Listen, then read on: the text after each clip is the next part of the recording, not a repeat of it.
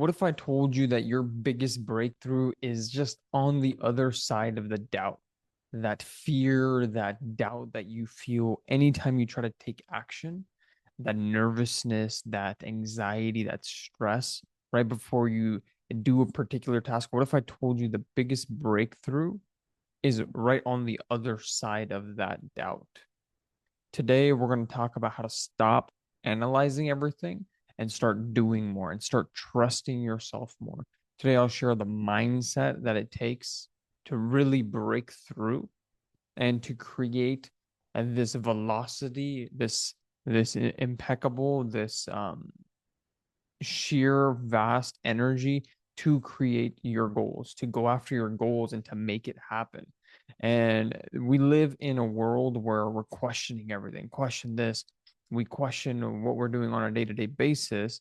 And sometimes that questioning puts us in an analysis paralysis and makes us stop doing, stop moving, and stop behaving in a way where that goal can achieve itself.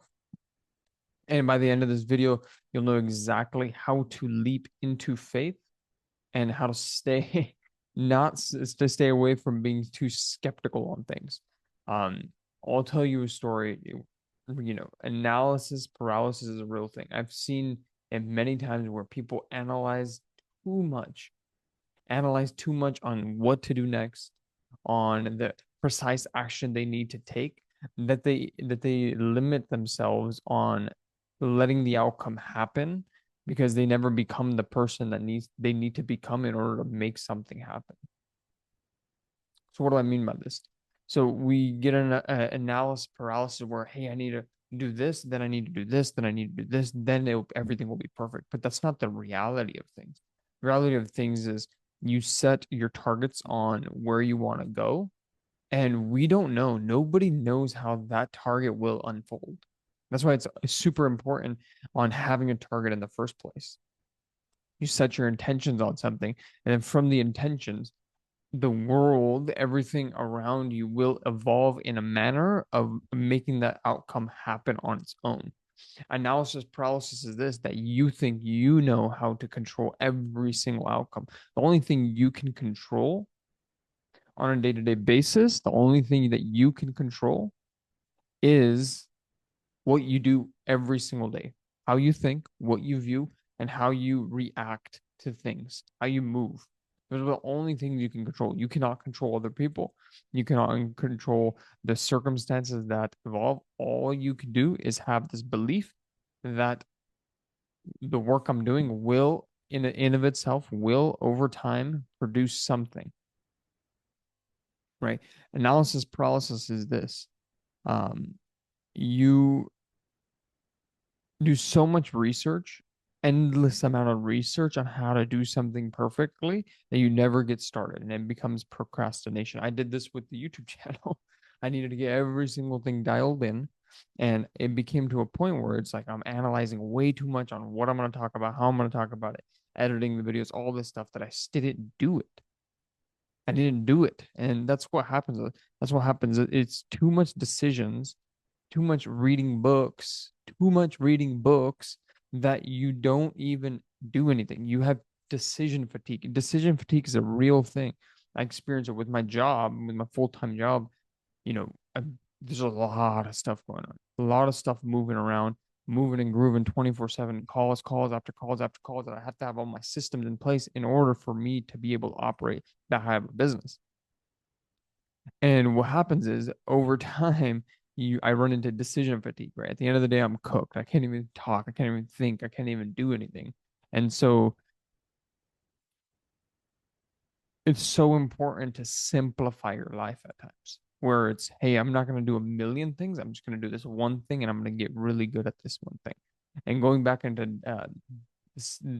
into belief and having full faith in what you do is you can't have full faith in a million different things. It's one thing that you're going to do, one goal that you're going to have full faith over, right? And think about this. You have a cluttered desk, just absolutely cluttered. You have things going on here, books stacked up here, books stacked up there. It's sticky notes stuck everywhere. You sit at the desk. What happens is your mind gets in a situation where you freeze because it's so cluttered. And the first thing to overcome even faith and belief is cleansing your surroundings, cleansing yourself, cleaning your room. It's weird, but this is true. Cleaning your surroundings will give you more faith because it will give you more integrity of what you have in control. It will build your confidence. Making your bed in the morning will build your confidence. Cleaning your desk weekly will build that confidence, that faith that whatever you do it with diligence, right? And then once you cleanse it, once you clear it, once you cleanse it, you can operate from a better structure, a better base, right? So that's one of the first things is, with faith is so the problem of over analysis. And with suspending your disbelief, having full faith in what you do, you have to, this is what it really means. It's not being naive, right? It's understanding that there's a process to things and nobody will ever understand that process. There's not a step by step systematical process to achieving your goals, and that you have to let time do its thing. You never know how it's going to unfold or how it'll unravel, but you have to let time do its thing,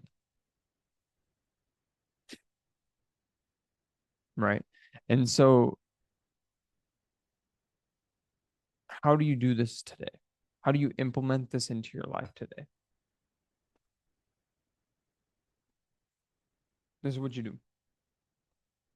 Every single day, you have one goal. You sit down, you figure out the goal that you want to achieve. Not every single day, but the goal that you want to achieve over a given period of time. Let's say that's in the next 3 to 6 months. You want to achieve this particular goal. Every morning, you get up. Every time you go to bed, right before you go to bed, right when you wake up, you get your notebook and you write down what you want. Write down what you want. And then right after that, you have a sticky note of the tasks that you need to complete on a daily basis. And while you're doing the task, you hold this belief in your head that the goal will come to realization. Do you know how? No. Will it come to realization? Yes. And then fast forward 6 months, a year, whatever the goal is, you're going to look back and you're going to be like, yo, the thing I prayed for, the thing I asked for has come to life. Trust in the Lord with all your heart, chase Him, and everything else will be added to you. He'll give you peace, He'll give you freedom, everything. And then this is the things to avoid, right? These are some of the things once you do it, avoid inaction. Have faith, but faith is action. Faith is seen in action. What does that mean? Imagine water. Imagine stuck water. Stuck water is bad. Stuck water is not good for anybody. It's not good for us to drink. It's not good for the environment. We are mostly water. And guess what we need to do? We need to move. So in order for us to move, that's how we trigger faith. We trigger faith is we're acting regardless of how our surroundings are. We're still acting daily to achieve this particular goal, to make it come to realization through prayer, through action. We're moving. We're not stuck water. Faith, without deeds, there is no faith. And I'll leave it there. And the main thing is, it's on a daily basis, getting into not just being woohoo and visualizing and manifesting this and that. You need to act. You need to move. You need to set your intentions. Don't give too much ego to it. Set your intention that you need to move on a daily basis. You need to do the work that's required in order for you to get good at whatever you want to get good at. Just want to say, stay blessed by the stay blessed by the best. I'm grateful for you guys, and I'll catch you guys on the